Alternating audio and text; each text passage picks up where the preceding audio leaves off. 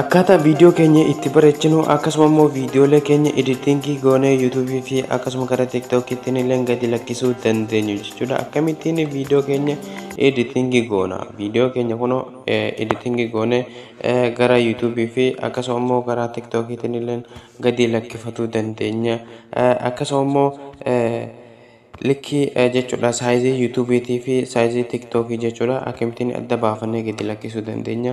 Kun akkuma argaa jirtan kun saayizii YouTube ti, kun immoo saayizii TikTok ti. Viidiyoon kiyya kan amma kun saayizii TikTok ti. Akkasuma achi booda raayitii godhattan jechuudha. Egaa hordoftootaa fi kabajamtoota kiyya akkam jirtan? Nagaa hin irraanfanne baga nagaan dhuftan isiniin jedha. Bakka jirtanitti nageenyi kiyya kan kabajaaf jaalala isin haa dhaqqabu jecha. Viidiyoo kana jechuudha aappiin kun bareedaadha. Aappii kana buufatuu qabdan warroonni sooshaal miidiyaa fayyadamtan hundi jechuudha. Viidiyoo keessan ittiin bareechuudhaaf jechuudha aappii baay'ee bareedaadha. Yuukaat viidiyoo editor kan jedhu kana jechuudha. Egaa hordoftootaa fi kabajamtoota kiyya aappii kana jechuudha asirraa gadi buufattan jechuudha. Pileestoorii keessa seentanii hundinuu silaa gadi buufatuu ni beektan jedhee abdii qaba. Pileestoorii keessa seentaniitiif yuukaat viidiyoo editor kan jedhu barreessitanii jalatti yeroo barreessitan inni isiniif fida jechuudha. Kama qasa qabu kana keessaa gadi buufattan jechuudha. Kama qasa qabu kana yeroo irraa gadi buufattan isa keessa seentanii viidiyoo keessan ittiin bareechuu dandeessu jechuudha. Egaa amma kallattimaan gara viidiyoo keenyatti haa dabarruuti. Irra cuqaafannaa akkasuma yeroo irra cuqaafanne kunoo isiniif akkatti isiniif baha jechuudha. Yani waan amma seenee bahee fi yeroo irra cuqaafanne kunoo akkatti nuuf baha obboleeyyan kiyya.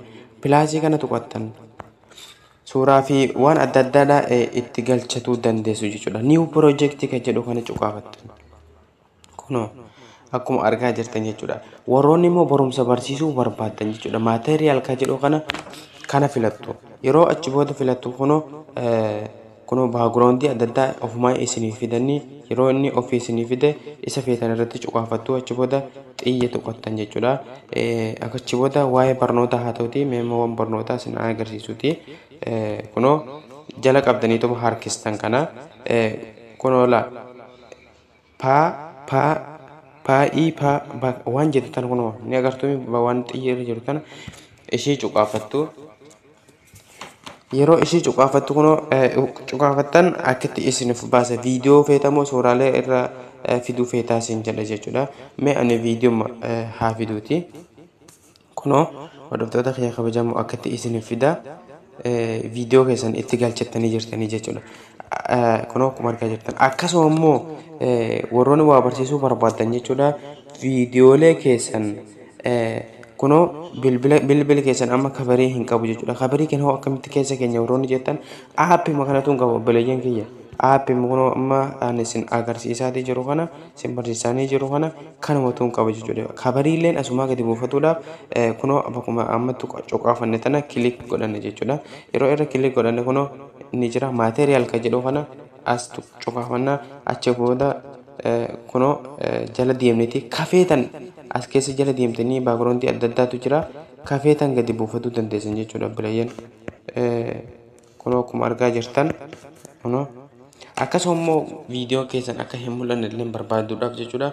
Kunoo kan cuqaafattu akkasuma immoo kaabarii itti bitatuudhaaf kunoo jechuudha itti tolchettanii viidiyoo keessan bareeffatuudhaaf jechuudha.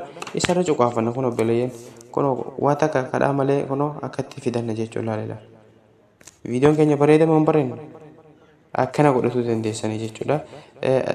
Yoo viidiyoon keessan guddatee jiraate akka xiqqeeffattu kunoo akkuma argaa jirtan kan amma obboleeyyan kunoo amma telefoona keessa waan jiru fakkaatu fuuneetu itti cuqaalla jechuudha waan biraatii miti.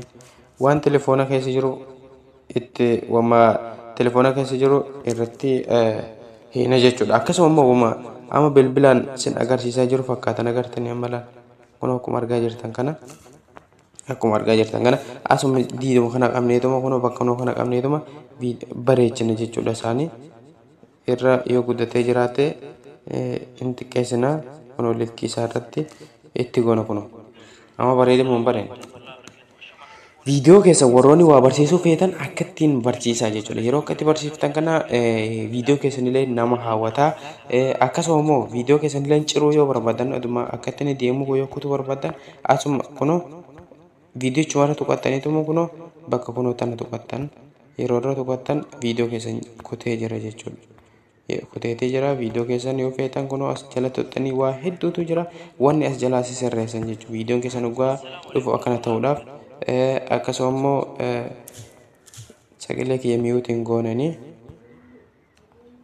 akkasuma kuno videoon keessan yeroo jalqabdan jechuudha akka ittiin dhufuu barbaaddanis kuno as jala waa hedduutu waan sirreessan jira jechuudha.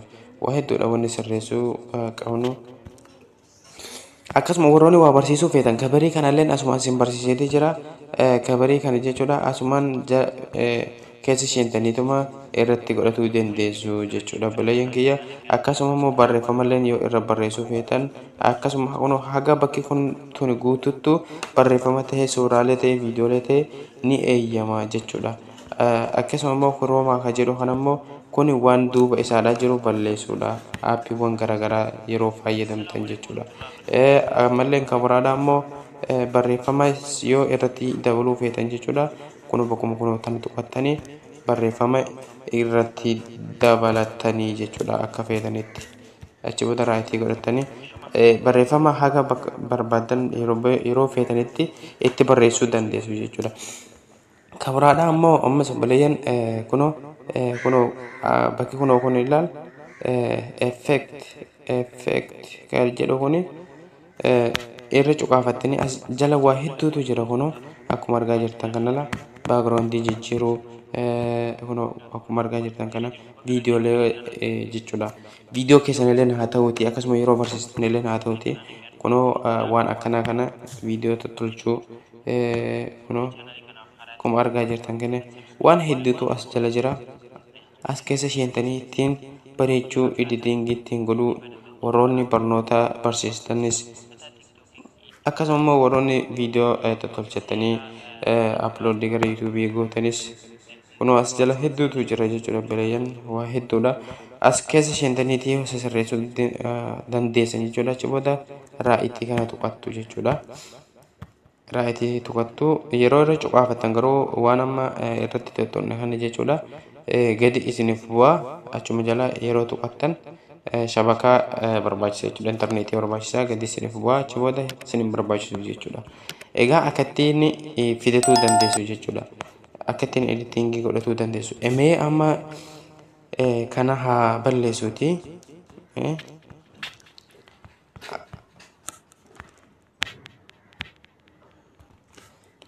Kana balleesseeti immoo viidiyoo kiyya jechuudha kaniin ofii dalage kaniin ofii haasa'e jechuudha. Isa fideetee isin agarsiisu kuni barnoota warri barsiisuu feetan akka itti barsiiftanii jechuudha barbaaddan. Kunoo kabarii telefoonaa eessa argattan jechuudha. Aanaallee baay'ee na dhibeeti ture asuma jala jira jechuudha. Asuma keessaan seentaniituma asumaan sirreeffachuu dandeessu. Viidiyoo keessan akka waan telefoona keessa jiru fakkaata jechuudha. Kanaafuu warri barsiisuu kaayyoo qabdan aappii kana yoo fayyadamtan kadhaa malee hunda irraa argachuu dandeessu jechuudha.